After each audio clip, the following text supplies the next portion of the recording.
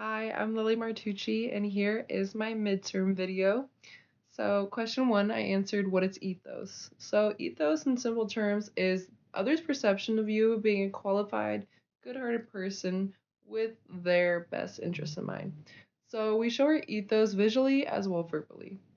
In my experience, I like to display my ethos through my eloquence and confidence. So, things like using my hands while I speak, I do that a lot. As well, making sure my listeners engage. I feel like use your hands really does help that, as well keeping eye contact.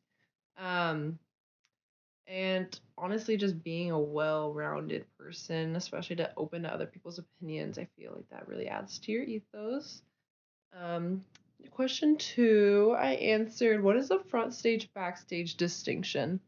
So, the front stage backstage distinction is the theory that we are all in our own play presenting all the time. So, our front stage is what we want people to see, but the backstage, however, is what we don't show. So, all those thoughts and all this other stuff that we like to keep to ourselves. So, I oftentimes present the front stage backstage distinction. For example, I thought about when I go out to the bars and I'm talking to new people, I try to exude confidence, making myself look interested, asking questions, just overall making sure I'm actively listening to what they have to say. And as well, just being a confident, trying to be funny, just trying to be like a fun person to be around in that moment.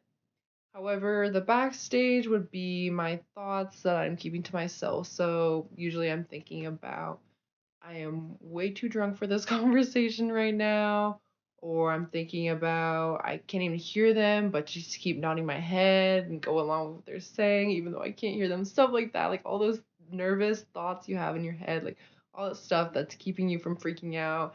Oh, me making think, oh, does my makeup look good? Like stuff like that. So, lastly, I answered what makes sarcasm sarcasm. So, what makes sarcasm and different from irony and satire is that sarcasm focuses on a shared rule about society that is shared context between you and whoever's listening. So, for example, it's indecent to be naked in public. We all know that. We all have that shared context of that social rule that is just don't do that. That's fucked up. So, with both sides shared contest, this unspoken rule is realized. And with that in mind, sarcasm pokes fun at someone or something personified for breaking said social rule. So, in my case, I use sarcasm all the time. Friends, family, whoever, love sarcasm. And I was thinking about how I was using it today while I was at work.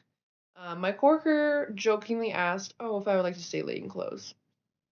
I replied back, "Oh, yes, I would love to stay. Staying late is just so fun." Of course, my response was satire because, not satire, sarcastic because indeed did not want to stay late and do not ever enjoy staying late.